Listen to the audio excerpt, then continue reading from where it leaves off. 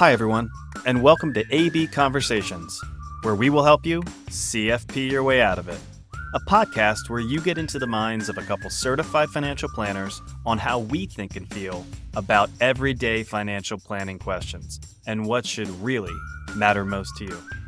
A healthier financial life starts now. Hey, Adam. How are you today, my friend? Oh, doing great. I was going to say Excellent. just peachy, but I'm pretty sure I said that on a recent podcast and you made fun of me. So doing great. Thank you. Wonderful. I'm very happy to hear it. How are you? I'm peachy. Thanks. So, topic for today, and I think I'd like to introduce this in speaking to an audience that I would say we often speak to, like our clientele, who are in that phase of life where they're having new big things happen with them in their life. Maybe they're getting close to retirement, but I want to think about the situation where maybe they've inherited money, right? They're at that age where hopefully their parents lived a long and healthy life, or maybe it's an aunt, maybe it's an uncle, whoever you inherited money from, you're now in this spot where you have to take on something that you may not have been planning for and don't know all the rules around. Or we recently did a podcast on caring for aging parents.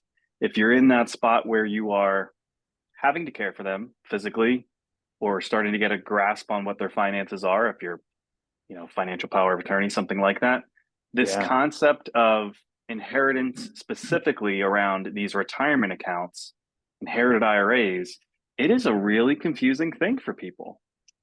So we should probably talk about it.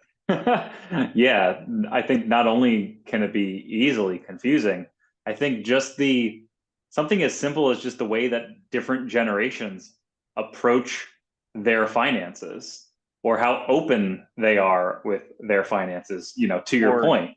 Not open about their finances. Right. Yeah. More specifically, I think that is the case that we're certainly feeling for our pre-retired and retired clients, that it's often, well, I feel like we did talk about this in a long-term care kind of focused podcast, or, caring for aging parents. The financial aspect of later in life, if it is financial power of attorney, whatever that looks like, now they get to see how things are structured, and it often does not mirror how, the baby boomer generation has been structured. Some of that's just not phase of life, but the time and period in which they grew up, the instruments that are available for a retirement perspective are just vastly different. Be specific. I mean, that generation, your retirement was a pension and Social Security. That doesn't really include the next generation, your heirs.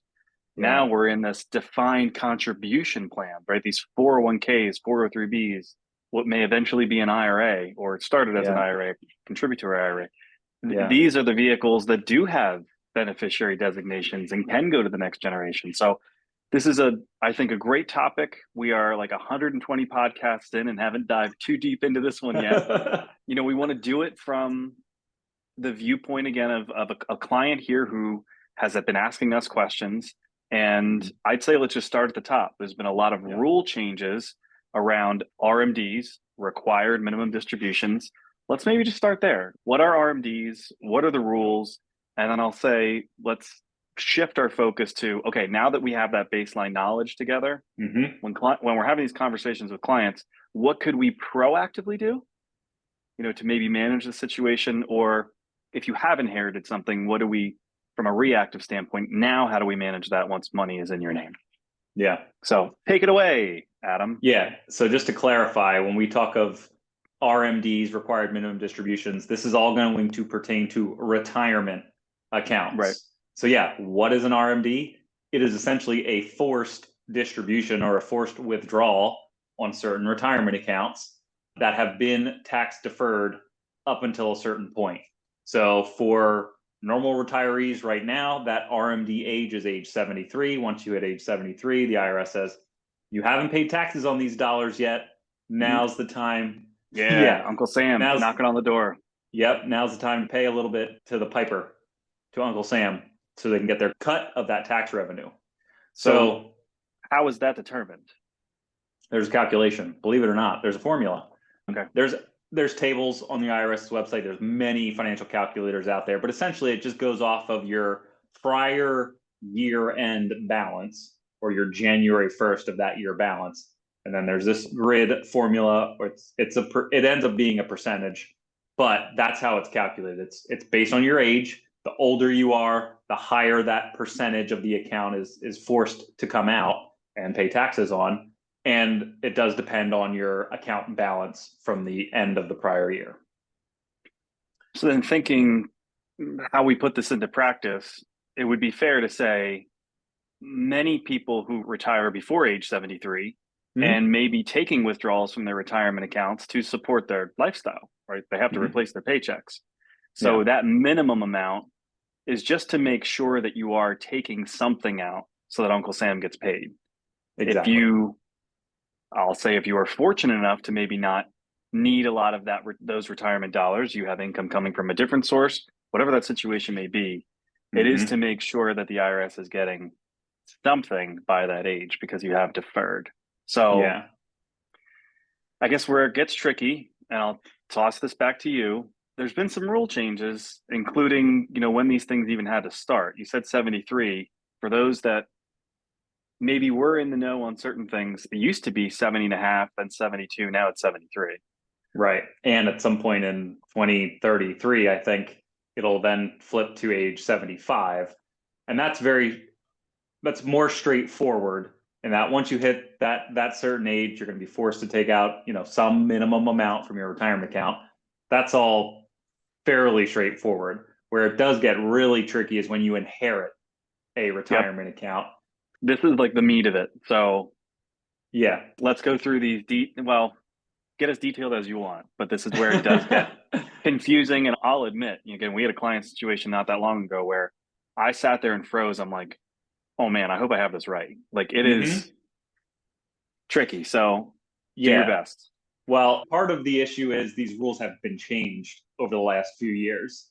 So I won't necessarily get into what they were like before, but even as we're seeing this year, I think the IRS put out more clarifications on their interpretation of their own rule to clarify not only for advisors, but for everybody in this camp of inheriting a retirement account.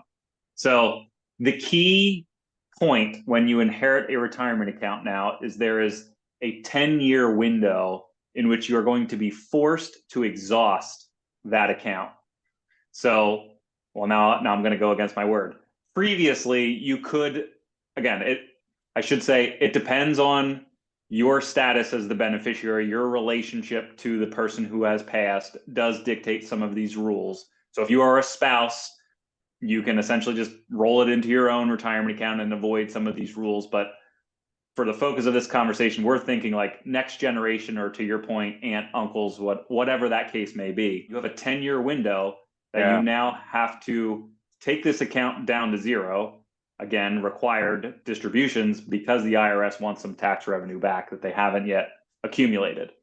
But where it gets really confusing is depending how old the person was who passed, if they were already of RMD age, whether that was 70 and a half, 72, 73, you not only have to exhaust that account in a 10-year window, but you also need to at least take a little bit. You have to take your own amount of an RMD in each of those given years until the account is exhausted.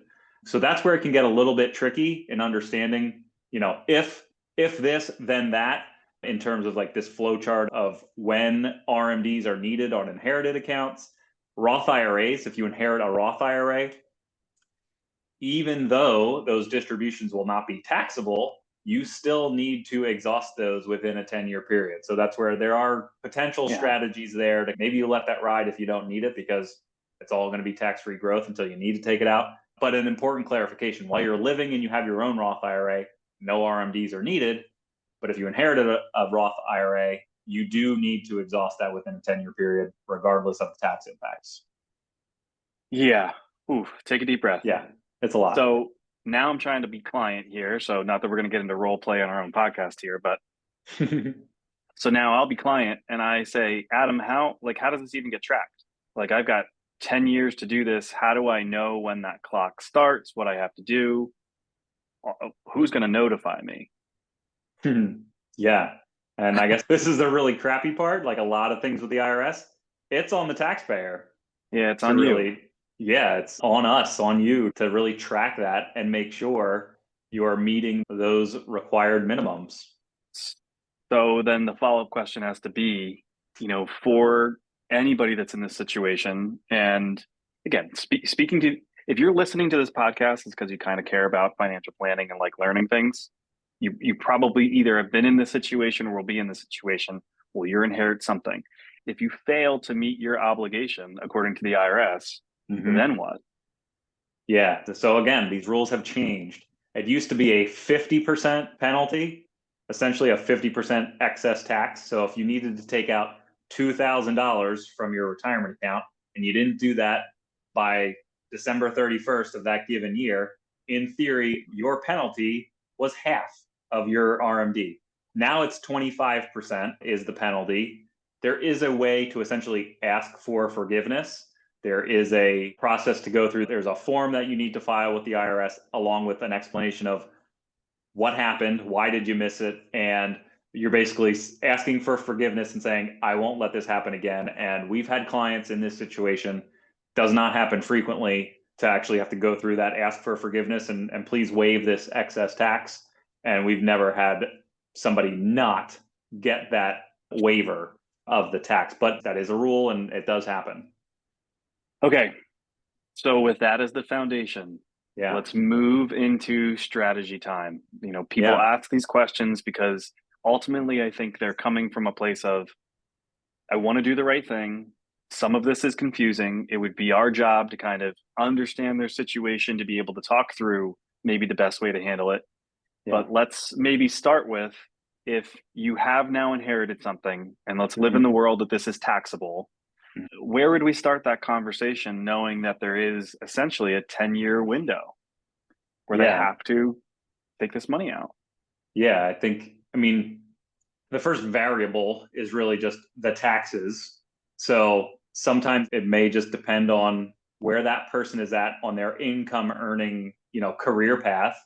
It may make sense to spread out withdrawals over that 10-year period just to also then spread out the taxes. It may be something as simple as if you have an idea or that you're going to have lower income earning years and maybe some years where you're going to earn more, it may make sense to accelerate those withdrawals in years where your income is going to be lower. Or maybe more specifically to our clientele, if you inherit an account like this, but you're going to retire in a couple of years and your income is going to drastically drop, it may make sense to only take the minimum until you are retired, to then take advantage from a tax standpoint, just to shift income as much as you can in years where it's just more advantageous to you from a tax standpoint. Yeah, and this is where I feel like we've been in situations where we've given the advice, maybe it does make sense to rip the Band-Aid. There is certainly a psychological component to this. If you are inheriting something, you may also be in the spot where you're the executor or the executrix of that estate, and you start to think about, all right, I want to consolidate things. I want it to be simple. I don't want this to feel complicated. Then there is the timing of things where if it's maybe not a big balance, you still look to spread it out over 2 years or 3 years. So I think starting with the tax conversation is probably the most important spot, because that's really what this boils down to. You're required to take money because the IRS wants their taxes.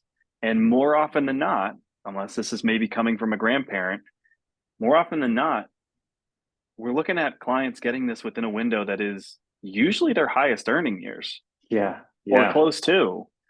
So I don't want to jump to maybe how we can be proactive with this, but it is important to recognize that you are going to pay income taxes at your tax bracket. So anything that's coming out is going on top of everything else that you have going on from a tax standpoint. Yeah. So maybe I'll throw the softball back to you. So if we're building that scenario where, it is maybe you're in your prime earning years, you may not necessarily need these funds from the inherited retirement account. What are some other alternatives? So you're not going to be forced to take this money out. What do we say, or what are some options on, I may not need this. What should I do with this excess cash? Yeah, I appreciate the softball because you just said this like very recently. You can kind of take from Peter to pay Paul, right? If you are earning and maybe you haven't max contributed to your own retirement plan and you're forced to take this money out, you could take that out. Right now that's taxable, but then match that by deferring it into your own plan, which you're going to be able to control when you want to take withdrawals later in your life. So Yeah. that would be one, I would call it relatively simple way to kind of just kick the can down the road, but Yeah. meet that obligation. Yeah. What are your thoughts? Yeah. The other side of that is if, let's, in that scenario where, well, what if I'm already maxing out my, 401k at work and I don't have the ability to continue to save in a retirement account? What else should I do with it? Well, that's where a very scientifically named non-retirement, right, a taxable investment account. If the idea is, hey, I don't need this, but I don't want to just stick it in the bank, although, interest rates are at least earning something, you could invest it, reinvest it, right? If it's already invested in a retirement account, take it out, pay the taxes, reinvest it in a non-retirement account. It's going to be a little bit more favorable from a tax standpoint moving forward, but that way it can at least be reinvested to continue to grow and continue to compound until you do need it. Or again, that could just be kicking that can down the road. And if you don't need it, then that's for the next generation as well, which again, we're focused on the retirement account side of things. Non-retirement accounts do pass to the next generation more efficiently from a tax standpoint. And I'd also say on that thought of like kind of reinvesting, I think the timing of where the kind of market is, not that we are market timers, right? Oh, yeah. But I think psychologically, we know when we try to coach our clients through the process of trying to think opportunistically, and we know down markets are going to happen. So what are maybe some of the things to do when down markets are happening?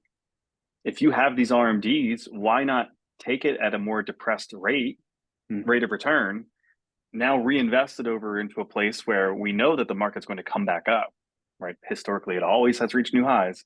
Why not have that recovery occur in a more tax advantaged spot? So, if we're keeping lists on like who has to take what and what's the 10-year period they have to do it, if 2024 or 2025 is the next down year, we would bring that up. That seems like theoretically a good time to be doing something like that, accelerating your withdrawals.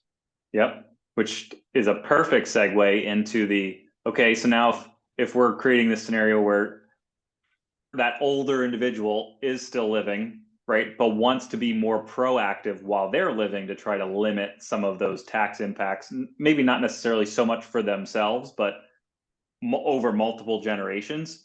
That idea of using a market downturn to your advantage is a perfect opportunity to do a Roth conversion.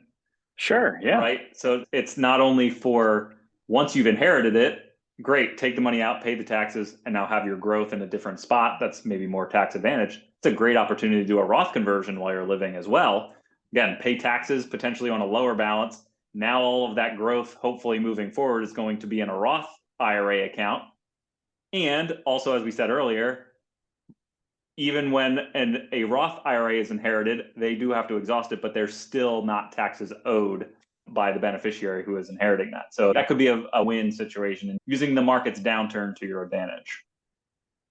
You mentioned it earlier. We don't want to put ourselves in the spot where we're making anyone uncomfortable by suggesting that, you have to openly talk about your finances with either your parents or your children. But we certainly have been in those situations where when we ask the priorities of, retired individual that may be getting, up there in age, how do you want things to go? How do you want this structured? If we ask them, who do you want to inherit this? The IRS is not on the top of that list, right? That you don't want that to be, your third child. Yeah. There is some proactive planning that could be done then. And if you are certainly at a lower tax bracket than your heirs would be, then starting to manage more aggressively some of those withdrawals. I get it. We have to prioritize things. And there are plenty of people who go, look, that's their problem, not mine.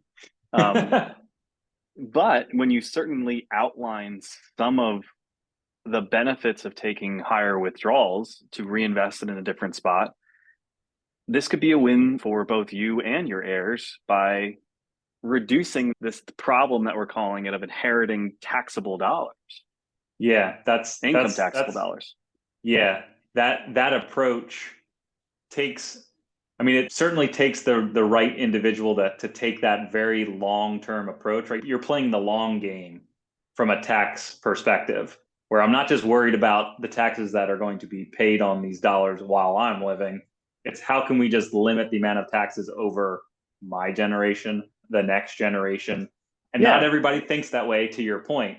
But with people who do think that way, this wealth isn't just for me, it's for multiple generations. There are a lot of things that can be tweaked or can be adjusted to just limit as much as you can over time those tax bites. We should have started here, Adam. Like, let's take a poll of two here, you and me, and I'm sure everybody listening. Do you believe tax rates are going up or down? I think they're probably going to go up over time. Yeah. And I think we hear that a lot. So if that is the assumption, then what can we do? This is not to pass judgment. I think you said it a little bit earlier. You used to work for a company. You worked for that company for a very long time. They gave you a pension. That was your retirement. This is not to say that anyone's done the wrong thing by building wealth in a retirement account. It's a wonderful thing. You did the right thing. You saved. You put yourself in a good spot. If there's something going to be left over, then there is absolutely proactive conversations to be had. And if you are the child that's now trying to help mom, dad, aunt, uncle, whomever manage some of these decisions, you know, we can help you have those conversations that kind of illustrate to a degree what those options are. I mean, we didn't mention, to throw it back to you, especially if they're in a spot where they do need care. Yeah. And I think we did talk about that recently on different podcasts. The idea of proactively taking more than your minimum withdrawal to help spread out some of those taxes, right? The idea it is a minimum. Yeah, right. If you're assuming that people who are going to inherit these funds are going to be paying more in taxes than you are, may make sense to take more. But to your point, if there are long-term care expenses being paid, you're going to be able to deduct a good amount, assuming, right, the situation, but you're going to be able to deduct some of those medical expenses. It's a perfect opportunity to take withdrawals from a retirement account and offset some of those taxes that may be due with the deduction on those medical expenses in a given year. So there are ways to essentially take withdrawals, not pay a whole lot of taxes because of specific expenses that are deductible. It's a lot. It is a lot. That's why we're here. So, yeah. So maybe I'll try to put a button on it and you can add your 2 cents at the end. Great job. A lot of what we have talked about on this podcast for, I don't know how long we've been doing this now, 4 years. It has been centered through, you know, some of the behavioral finance things that we're learning, or just our understanding of emotions and the values that people bring to these conversations. A lot of these questions that we get and a lot of the situations that we just illustrated, clients having to take care of parents, it is an emotional time, and that weighs into frustrations that come when things feel really complicated. So again, it's not easy to talk about money sometimes. We know it's an emotional topic. It's an important to just have the discussions. And if we are invited into those discussions with you, it really helps us take all of these complications and funnel it down to, well, look, if this is really what matters most to you, here are the next steps that we can take, and just try to simplify it as best we can for somebody. Yeah. And the only other thing I'll add is that I think what ends up being difficult for a lot of people is we live and breathe this stuff, but until someone experiences either a parent passing and having to deal with that inheritance themselves, that's when they really learn these rules. And at that point, it's often too late to do anything. And even if there's not any proactive, adjustments that could be or should be made, just understanding the rules in this realm can be a difficult thing to go through and kind of learn on the fly when it's just not something that you're aware of or not something you're interested in, right? The nitty gritty details of taking withdrawals from a retirement account, that is not in everybody's wheelhouse. We don't take that for granted. So it can be difficult. And I'm looking at it, it's sitting on my desk, individual beneficiary form. Number one payment option on here for the beneficiary of a retirement account, lump sum payment. It sounds like something I would want to do, right? I'll take it as a lump sum. Yep. And now that person would pay income taxes on, in this case, $200,000. The IRS would love for you to do that. But it's hard. I don't. Nobody who really knows what a trustee to trustee transfer is. Spousal continuation. What do these things mean? It's unnecessarily complicated, but that's why we're here. Yep. We're here to be a resource as best we can. Thank you, sir. And you're a good one at that. Have a great rest of your day. Till next time. Likewise. Thank you. See ya. Bye.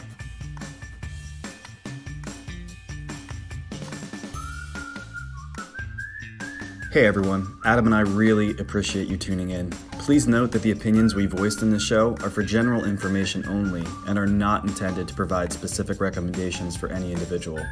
To determine which strategies or investments may be most appropriate for you, consult with your attorney, your accountant, and financial advisor or tax advisor prior to making any decisions or investing. Thanks for listening.